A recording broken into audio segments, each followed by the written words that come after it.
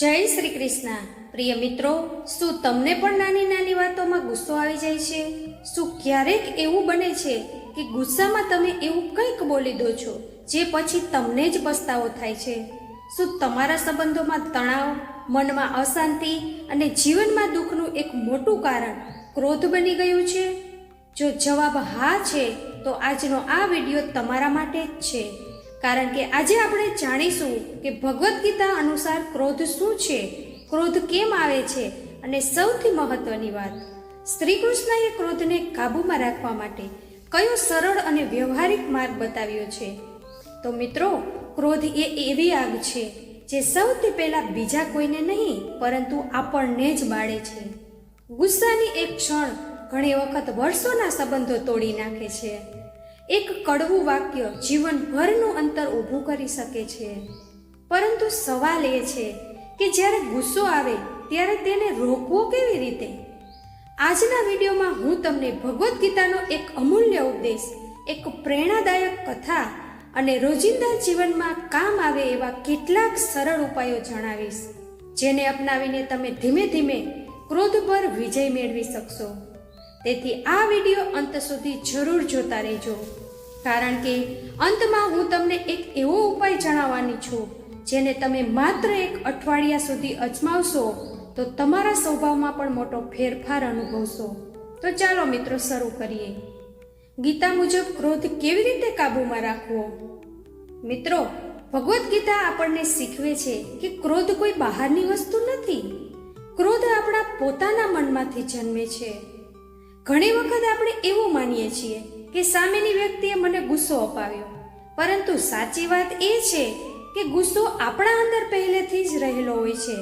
સામેની વ્યક્તિ માત્ર તેને બહાર લાવવાનું કારણ બને છે।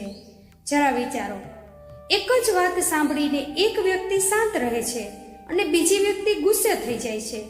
જો ગુસ્સાનું કારણ માત્ર બહારની ઘટના હોત તો બંને વ્યક્તિને સરખો ગુસ્સો આવવો જોઈએ। આનો અર્થ એ થયો કે સમસ્યા બહાર નથી, સમસ્યા આપણા અંદર, આપણા મનની છે। શ્રી કૃષ્ણ કહે છે કે જ્યારે મનુષ્ય પોતાની ઈચ્છાઓ સાથે ખૂબ જ વધારે જોડાઈ જાય છે ત્યારે ક્રોધનો જન્મ થાય છે। જ્યારે આપણું ધારેલું કામ ન થાય, જ્યારે કોઈ આપણું અપમાન કરે છે, જ્યારે કોઈ આપણા મત સાથે સહમત ન થાય, જ્યારે આપણને માન સન્માન ન મળે, ત્યારે અંદરથી ક્રોધ ઊભો થાય છે। હવે હું તમને એક નાની કથા સંભળાવું। એક ગામમાં એક વૃદ્ધ સંત રહેતા હતા। તેઓ ખૂબ જ શાંત સ્વભાવના હતા। એક દિવસ એક યુવાન તેમની પાસે આવ્યો અને ગુસ્સામાં આવીને તેમણે અપશબ્દ બોલવાનું ચાલુ કર્યું। તે સતત બોલતો રહ્યો, પણ સંત શાંતિથી બેઠા રહ્યા। થોડા સમય પછી યુવાન થાકી ગયો। પછી સંતે પૂછ્યું, બેટા, જો કોઈ વ્યક્તિ કોઈને ભેટ આપે અને સામેની વ્યક્તિ તે ભેટ સ્વીકારવાનો ઇનકાર કરે તો ભેટ કોની પાસે રહે? યુવાને જવાબ આપ્યો, જે વ્યક્તિ ભેટ લાવ્યો હોય તેની પાસે રહે। સંતે હસીને કહ્યું, એ જ રીતે તું જે અપશબ્દ લઈને આવ્યો હતો, મેં તેનો સ્વીકાર કર્યો નથી, એટલે તે હજુ પણ તારી પાસે જ છે। મિત્રો, આ કથા આપણને ખૂબ મોટો પાઠ શીખવી જાય છે। ઘણી વખત લોકો આપણને ગુસ્સો અપાવવાનો પ્રયત્ન કરે છે, પણ ગુસ્સો કરવો કે નહીં તેનો નિર્ણય આખરે આપણો જ હોય છે। આપણે ઘણી વખત રિમોટ કંટ્રોલ બીજાના હાથમાં આપી દઈએ છીએ। કોઈએ કંઈ કહ્યું અને આપણે ગુસ્સે થઈ ગયા, કોઈએ ટીકા કરી અને આપણો આખો દિવસ ખરાબ થઈ ગયો, કોઈએ સોશિયલ મીડિયા પર નકારાત્મક કોમેન્ટ કરી અને આપણે દુઃખી થઈ ગયા। એનો અર્થ એ થયો કે આપણા મનનો કંટ્રોલ હજુ પણ બીજાના હાથમાં છે। ગીતા આપણને શીખવે છે કે જે વ્યક્તિ પોતાના મનનો માલિક બની જાય છે તે જીવનમાં સૌથી મોટો વિજેતા બને છે। તો મિત્રો, હવે એક વ્યવહારિક ઉદાહરણ લઈએ। ધારો કે તમે તમારા પરિવાર માટે ખૂબ મહેનત કરો છો। એક દિવસ તમે થાકેલા ઘરે આવો અને કોઈ તમારી મહેનતની કદર ન કરે, તુરંત ગુસ્સો આવે। પણ એ સમયે જો તમે માત્ર 1 મિનિટ માટે શાંત રહી જાઓ, ઊંડો શ્વાસ લો અને પોતાને પૂછો, હમણાં હું જે બોલવા જઈ રહ્યો છું તેનાથી સમસ્યા ઉકેલાશે કે વધશે? તો ઘણી વખત ગુસ્સો અડધો થઈ જાય છે, કારણ કે ક્રોધનો સમય થોડો સમય હોય છે। પણ તેના પરિણામો લાંબા સમય સુધી ટકી રહે છે. 1 મિનિટનો ગુસ્સો વર્ષોનો સંબંધ તોડી શકે છે અને 1 મિનિટની શાંતિ વર્ષોનો સંબંધ બચાવી શકે છે. એટલા માટે શ્રી કૃષ્ણનો સંદેશ ખૂબ સરળ છે. પહેલા મનને શાંત કરો, પછી નિર્ણય લો. ગુસ્સામાં લીધેલા મોટા ભાગના નિર્ણયો પછી પસ્તાવો જ આપે છે. તો મિત્રો, હવે આપણે ભગવદ્ ગીતાના એક એવા મહત્વપૂર્ણ શ્લોક તરફ જઈએ જેને શ્રી કૃષ્ણે ક્રોધ વિશે સમજાવવા માટે કહ્યું છે. શ્રી કૃષ્ણ કહે છે કે ક્રોધમાંથી મોહ ઉત્પન્ન થાય છે. મોહ એટલે શું? મોહ એટલે માણસ સાચું અને ખોટું વિચારવાની શક્તિ ગુમાવી દે છે. જ્યારે માણસ ખૂબ ગુસ્સામાં હોય છે ત્યારે તેને પોતાની વાત જ સાચી લાગે છે. તે સમયે તે સામેની વ્યક્તિની લાગણી, પરિસ્થિતિ કે સત્ય વિશે વિચારતો જ નથી. પછી શ્રી કૃષ્ણ કહે છે કે મોહમાંથી સ્મૃતિનો નાશ થઈ જાય છે. એટલે કે માણસ ભૂલી જાય છે કે તે કોણ છે, તેના સંસ્કાર શું છે, તેના જીવનમાં મૂલ્યો શું છે. ઘણી વખત તમે જોયું હશે કે શાંત અને સારા સ્વભાવનો માણસ પણ ગુસ્સામાં આવીને એવું બોલી જાય છે જે તે સામાન્ય રીતે ક્યારેય ન બોલે. કારણ કે તે ક્ષણે તેની સમજણ પર ક્રોધનો પડદો આવી ગયો હોય છે. પછી શ્રી કૃષ્ણ કહે છે કે સ્મૃતિનો નાશ થાય ત્યારે બુદ્ધિનો નાશ પણ થાય છે. અને જ્યારે બુદ્ધિનો નાશ થાય છે ત્યારે માણસ પોતાના જ નુકસાનનું કારણ બની જાય છે. મિત્રો, એક નાનું ઉદાહરણ લઈએ. ધારો કે કોઈ વ્યક્તિ ગુસ્સામાં આવીને પોતાના નજીકના મિત્રને કડવા શબ્દો કહી દે છે. ગુસ્સો તો 5 મિનિટમાં ઉતરી જાય છે, પણ તે 5 મિનિટમાં બોલાયેલા શબ્દો ક્યારેક 5 વર્ષ સુધી સંબંધોમાં અંતર ઊભું કરી દે છે. ગુસ્સો ઉતરી ગયા પછી માણસ વિચારે છે, મારે આવું ન બોલવું જોઈએ, પણ ત્યારે ઘણી વખત મોડું થઈ ગયું હોય છે. આથી શ્રી કૃષ્ણ આપણને ચેતવણી આપે છે કે ક્રોધની પહેલી ચિનગારી દેખાય ત્યારે જ સાવધાન થઈ જવું જોઈએ. કારણ કે આગ નાની હોય ત્યારે બુઝાવવી સરળ હોય છે, જ્યારે આખું જંગલ સળગી જાય પછી તેને રોકવું મુશ્કેલ બની જાય છે. આપણા જીવનમાં પણ ક્રોધ એવું જ કામ કરે છે. શરૂઆતમાં માત્ર એક વિચાર આવે છે, પછી તે વિચાર ગુસ્સામાં બદલાય છે, અને જો આપણે તેને રોકીએ નહીં તો તે આપણા મનની શાંતિ, સંબંધો અને સુખને બાળી નાખે છે. એટલે જ મિત્રો, ક્રોધ આવે એ ખરાબ વાત નથી. ક્રોધને પોતાના પર હાવી થવા દેવું એ ખરાબ વાત છે. જે વ્યક્તિને ગુસ્સો આવે ત્યારે પણ પોતાને સંભાળી શકે તે જ સાચા અર્થમાં શક્તિશાળી વ્યક્તિ કહેવાય છે. મિત્રો, હવે એક ખૂબ જ મહત્વનો પ્રશ્ન છે. શ્રી કૃષ્ણ કહે છે કે ક્રોધથી બુદ્ધિનો નાશ થાય છે, પરંતુ આ કેવી રીતે થાય છે?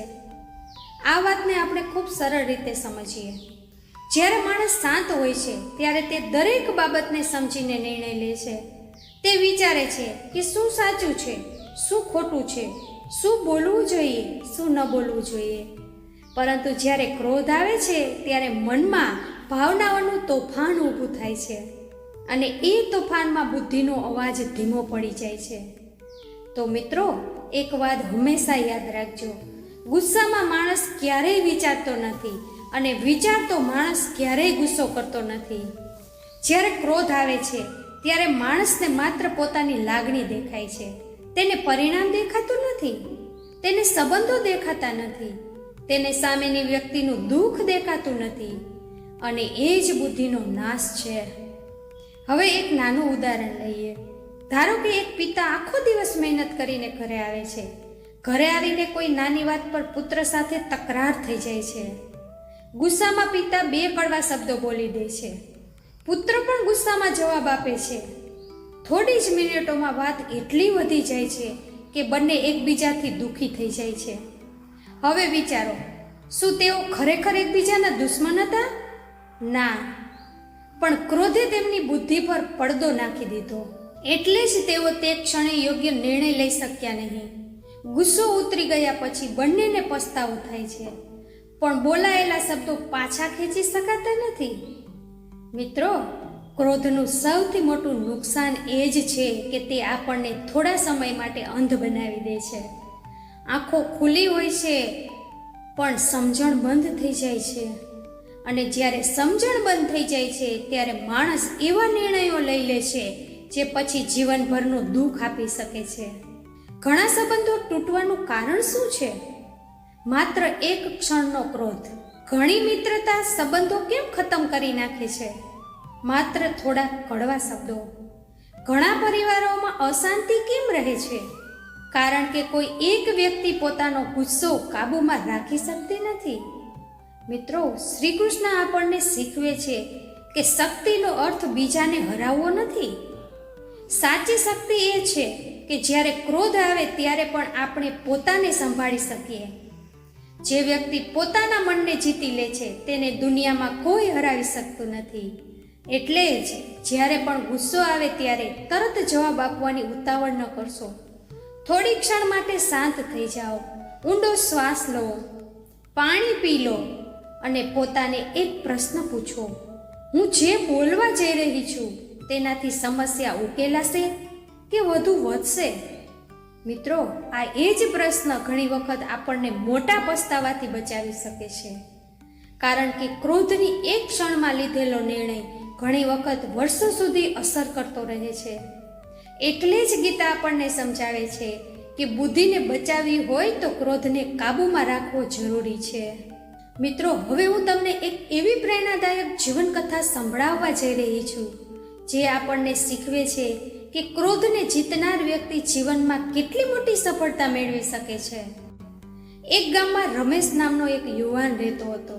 તે ખૂબ મહેનતુ હતો, પરંતુ તેને એક મોટી ખામી હતી. તેને ખૂબ જલ્દી ગુસ્સો આવી જતો હતો. ઘરે માતા પિતા સાથે વાત હોય, મિત્રો સાથે મતભેદ હોય કે કામ પર કોઈ નાની ભૂલ થાય, તે તરત જ ગુસ્સે થઈ જતો. શરૂઆતમાં તેને લાગતું હતું કે ગુસ્સો કરવો એ તેની તાકાત છે. તે કહેતો, હું કોઈની ખોટી વાત સહન કરતો નથી. પણ ધીમે ધીમે તેને સમજાયું કે તેના ગુસ્સાના કારણે લોકો તેની પાસેથી દૂર થવા લાગ્યા હતા. મિત્રો ઓછા થતા ગયા, ઘરમાં શાંતિ ઓછી થવા લાગી અને કામમાં પણ તેને મુશ્કેલીઓ આવવા લાગી. એક દિવસ તે ખૂબ દુઃખી થઈને ગામના એક વૃદ્ધ સંત પાસે ગયો. તેણે પૂછ્યું, મહારાજ, હું સારું જીવન જીવવા માંગુ છું, પરંતુ મારો ગુસ્સો મને બરબાદ કરી રહ્યો છે. હું શું કરું? સંતે તેને એક સરળ ઉપાય આપ્યો. તેમણે કહ્યું, બેટા, આજથી જ્યારે પણ તને ગુસ્સો આવે ત્યારે તરત જવાબ આપતો નહીં. પહેલા 10 ઊંડા શ્વાસ લે અને પછી બોલ. રમેશે વિચાર્યું કે આ તો ખૂબ સરળ વાત છે, પણ જ્યારે તેને તેનો અમલ શરૂ કર્યો ત્યારે તેને સમજાયું કે આટલું સરળ પણ નથી. ઘણી વખત ગુસ્સામાં તેને તરત જવાબ આપવાની ઈચ્છા થતી, પરંતુ તે પોતાની જાતને રોકતો. ધીમે ધીમે 1 અઠવાડિયું પસાર થયું, પછી 1 મહિનો, અને પછી તેને પોતાના અંદર ફેરફાર અનુભવવા મળ્યો. જે વાત પર તે પહેલા બૂમો પાડતો હતો તે જ વાત પર હવે તે શાંતિથી વિચારવા લાગ્યો. જે લોકો પહેલા તેનાથી દૂર રહેતા હતા તેઓ ફરી તેની નજીક આવવા લાગ્યા. તેના સંબંધો સુધરવા લાગ્યા. તેના મનમાં શાંતિ વધવા લાગી. એક દિવસ તે ફરી સંત પાસે ગયો અને કહ્યું, મહારાજ, તમે તો મારું જીવન બદલી નાખ્યું. સંત હસ્યા અને બોલ્યા, મેં કંઈ બદલ્યું નથી. તું માત્ર ગુસ્સા પહેલા થોડી ક્ષણ માટે થોભતા શીખી ગયો છો. અને જે માણસ થોભી શકે છે તે પોતાનું ભાગ્ય પણ બદલી શકે છે. મિત્રો, આ કથા આપણને એક ખૂબ મોટો પાઠ શીખવી જાય છે. ક્રોધ એક ક્ષણમાં આવે છે, પણ જો આપણે તે ક્ષણે થોડું થોભી જઈએ, થોડું વિચારી લઈએ અને પછી નિર્ણય લઈએ તો જીવનની ઘણી મુશ્કેલીઓથી બચી શકીએ છીએ. યાદ રાખજો, ગુસ્સો આવવો સ્વાભાવિક છે, પરંતુ ગુસ્સાનો ગુલામ બની જવું યોગ્ય નથી. જે વ્યક્તિ પોતાના ક્રોધને નિયંત્રિત કરી શકે છે તે પોતાના જીવનને પણ યોગ્ય દિશામાં લઈ જઈ શકે છે. અને કદાચ આ જ શ્રી કૃષ્ણનો સંદેશો છે કે સાચો વિજય બીજાઓ પર નથી, પરંતુ પોતાના મન પર મેળવવાનો હોય છે. મિત્રો, હવે પ્રશ્ન એ છે કે ક્રોધ આવે ત્યારે તેને કાબૂમાં કેવી રીતે રાખવો? કારણ કે માત્ર એટલું જાણવું કે ગુસ્સો ખરાબ છે એ પૂરતું નથી. જ્યાં સુધી આપણા હાથમાં કોઈ વ્યવહારિક ઉપાય નહીં હોય ત્યાં સુધી જીવનમાં પરિવર્તન આવતું નથી. એટલે હવે આપણે એવા 5 સરળ ઉપાય વિશે વાત કરીશું જે કોઈ પણ વ્યક્તિ પોતાના રોજિંદા જીવનમાં અપનાવી શકે છે. પહેલો ઉપાય, તરત જવાબ આપવાની ઉતાવળ ન કરો. મિત્રો, ઘણી વખત આપણે ગુસ્સામાં જે બોલીએ છીએ તેનો પસ્તાવો પછી થાય છે. જ્યારે પણ કોઈ વ્યક્તિ તમારી સાથે ખરાબ રીતે વાત કરે અથવા કોઈ એવી ઘટના બને જેનાથી તમને ગુસ્સો આવે, ત્યારે તરત જ જવાબ આપવાની ઉતાવળ ન કરશો. પોતાને કહો, હું આ વિષય પર 5 મિનિટ પછી વાત કરીશ. માત્ર 5 મિનિટનું અંતર પણ ઘણા ઝઘડા અટકાવી શકે છે. યાદ રાખજો, ગુસ્સામાં બોલાયેલા શબ્દો પાછા ખેંચી શકાતા નથી. એટલે પહેલા શાંતિ, પછી પ્રતિક્રિયા. બીજો ઉપાય, ઊંડો શ્વાસ લેવાની ટેવ પાડો. આ ઉપાય સાંભળવામાં ખૂબ સરળ લાગે છે, પણ તેની અસર અદ્ભુત છે. જ્યારે ગુસ્સો આવે ત્યારે 3 થી 5 વાર ધીમે ધીમે ઊંડો શ્વાસ લો. શ્વાસ અંદર લો, થોડી ક્ષણ રોકો અને પછી ધીમે ધીમે બહાર છોડો. આ પ્રક્રિયા મનને શાંત કરવામાં મદદ કરે છે. ઘણી વખત ગુસ્સો આપણા વિચારો કરતાં ઝડપથી શરીરમાં ફેલાઈ જાય છે. શ્વાસને નિયંત્રિત કરવાથી મન પણ શાંત થવા લાગે છે. અને ત્રીજો ઉપાય, સામેની વ્યક્તિની જગ્યાએ પોતાને મૂકો. મિત્રો, દરેક વ્યક્તિ પોતાની પરિસ્થિતિ પ્રમાણે વર્તે છે. કદાચ જે વ્યક્તિ આજે તમારા પર ગુસ્સે થઈ રહી છે તે પોતે કોઈ મોટી મુશ્કેલીમાંથી પસાર થઈ રહી હોય છે. કદાચ તેના મનમાં કોઈ દુઃખ હોય, કદાચ તે તણાવમાં હોય. એક ક્ષણ માટે વિચારજો, જો હું તેની જગ્યાએ હોત તો. આ એક વિચાર ઘણી વખત આપણા ગુસ્સાને સમજણમાં ફેરવી દે છે, અને જ્યાં સમજણ આવી જાય છે ત્યાં ઝઘડાની જરૂર રહેતી નથી. ચોથો ઉપાય, રોજ થોડો સમય ભગવાનના સ્મરણમાં વિતાવો. ભગવદ્ ગીતા આપણને શીખવે છે કે મનને શાંત રાખવા માટે ભગવાન સાથે જોડાયેલા રહેવું જરૂરી છે. દરરોજ 5 કે 10 મિનિટ માટે ભગવાનનું નામ સ્મરણ કરો. શ્રી કૃષ્ણનું ધ્યાન કરો, ગીતાનો એક શ્લોક વાંચો અથવા શાંતિથી બેસીને પ્રાર્થના કરો. જેમ જેમ મન ભગવાન તરફ વળશે તેમ તેમ અંદરની શાંતિ વધતી જશે. અને શાંત મનમાં ક્રોધ લાંબો સમય ટકી શકતો નથી. 5મો ઉપાય, રાત્રે પોતાનું આત્મચિંતન કરો. મિત્રો, સૂતા પહેલા 2 મિનિટ માટે પોતાની જાતને એક પ્રશ્ન પૂછો. આજે મને ક્યાં ક્યાં ગુસ્સો આવ્યો? મેં ક્યાં સારું કર્યું? અને ક્યાં હું વધુ સારું કરી શક્યો હોત? આ ટેવ ધીમે ધીમે આપણને પોતાની ખામીઓ ઓળખવામાં મદદ કરે છે. અને જે વ્યક્તિ પોતાની ખામીઓ ઓળખી લે છે તે જ તેને સુધારી શકે છે. મિત્રો, ક્રોધને જીતવાનો અર્થ એ નથી કે તમને ક્યારેય ગુસ્સો નહીં આવે. ક્રોધ તો દરેક માણસને આવે છે, પરંતુ જ્યારે ગુસ્સો આવે ત્યારે પણ શાંતિથી વિચારવાની શક્તિ વિકસાવવી એ જ સાચી સાધના છે. અને જે વ્યક્તિ આ સાધનામાં સફળ થાય છે તે પોતાના પરિવારને સુખ આપી શકે છે, પોતાના સંબંધોને બચાવી શકે છે અને પોતાના જીવનમાં શાંતિનો અનુભવ કરી શકે છે. યાદ રાખજો, ક્રોધ પર વિજય મેળવવો એટલે બીજાને હરાવવું નહીં. ક્રોધ પર વિજય મેળવવો એટલે પોતાની જાતને જીતવી. અને પોતાના મનને જીતનાર વ્યક્તિ કરતાં મોટો વિજેતા દુનિયામાં કોઈ નથી. તો મિત્રો, આજની આ વાત પૂર્ણ કરતા પહેલા હું તમને એક નાની વાત કહેવા માંગુ છું. જીવનમાં આપણે ઘણી વસ્તુઓ જીતવા માટે દોડતા રહીએ છીએ. કોઈ ધન જીતવા માંગે છે, કોઈ પ્રસિદ્ધિ મેળવવા માંગે છે, કોઈ દુનિયાની સામે પોતાને સાબિત કરવા માંગે છે. પણ ભગવદ્ ગીતા આપણને એક અલગ જ વાત શીખવે છે. શ્રી કૃષ્ણ કહે છે કે દુનિયાને જીતવી સરળ છે, પરંતુ પોતાના મનને જીતવું સૌથી મુશ્કેલ છે. અને જે વ્યક્તિ પોતાના મનને જીતી લે છે તેને જીવનમાં સાચી શાંતિ મળે છે. તો મિત્રો, જરા વિચારો, આપણે કેટલાય વખત માત્ર 5 મિનિટના ગુસ્સાને કારણે પોતાના જ પ્રિય લોકોને દુઃખ પહોંચાડ્યું છે. કેટલીક વખત આપણે સાચા હોવા છતાં ખોટા બની ગયા છીએ, કારણ કે આપણો અવાજ ગુસ્સાથી ભરેલો હતો. અને કેટલી વખત આપણે એવી વાતો કહી દીધી છે જે પછી જીવનભર યાદ રહી ગઈ. પરંતુ આજે આ ક્ષણે આપણે એક નવો નિર્ણય લઈ શકીએ છીએ. આજથી જ્યારે પણ ક્રોધ આવશે ત્યારે આપણે તરત પ્રતિક્રિયા નહીં આપીએ. આજથી જ્યારે પણ કોઈ આપણને દુઃખ પહોંચાડશે ત્યારે આપણે પહેલાં શાંત થઈને વિચારવાનો પ્રયત્ન કરીશું. અને આજથી જ્યારે પણ મનમાં ગુસ્સો ઉઠે ત્યારે આપણે શ્રી કૃષ્ણના આ ઉપદેશોને યાદ કરીશું કે ક્રોધ બુદ્ધિનો નાશ કરે છે, જ્યારે શાંતિ જીવનનો વિકાસ કરે છે. તો મિત્રો, યાદ રાખજો, આગથી આગ ક્યારેય બુઝાતી નથી. આગને બુઝાવવા માટે પાણી જોઈએ. એ જ રીતે ક્રોધને ક્રોધથી નહીં, પરંતુ ધીરજ અને સમજણથી જ જીતી શકાય છે. શક્ય છે કે તમે એક જ દિવસમાં સંપૂર્ણ બદલાઈ ન જાઓ. શક્ય છે કે કાલે પણ તમને ગુસ્સો આવે, પણ જો તમે દરરોજ થોડો પ્રયત્ન કરશો તો ધીમે ધીમે તમારું મન વધુ શાંત બનશે, તમારા સંબંધો વધુ મજબૂત બનશે અને તમારા જીવનમાં સુખ અને સંતોષ વધશે. તો મિત્રો, આપણે હંમેશા યાદ રાખવું જોઈએ કે જીવન ઘણું ટૂંકું છે. આપણા પોતાના લોકો સાથે પ્રેમથી જીવવા માટે મળેલું છે, ગુસ્સામાં બગાડવા માટે નહીં.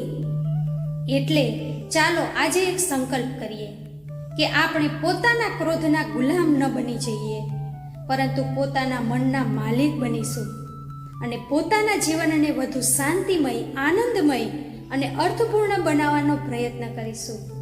જો તમને આજનો આ સંદેશ હૃદયને સ્પર્શી ગયો હોય તો વિડીયોને લાઈક કરજો, ચેનલને સબસ્ક્રાઇબ કરજો અને કમેન્ટમાં જરૂર લખજો જય શ્રી કૃષ્ણ. કારણ કે કદાચ તમારો એક શબ્દ કોઈ બીજા વ્યક્તિના જીવનમાં પણ શાંતિનો સંદેશ પહોંચાડી શકે છે. તો મિત્રો, હંમેશા ખુશ રહેજો, હસતા રહેજો, સ્વસ્થ રહેજો. ફરીથી મળીશું એક નવા વિડીયોમાં. ત્યાં સુધી બધાને જય શ્રી કૃષ્ણ. રાધે રાધે.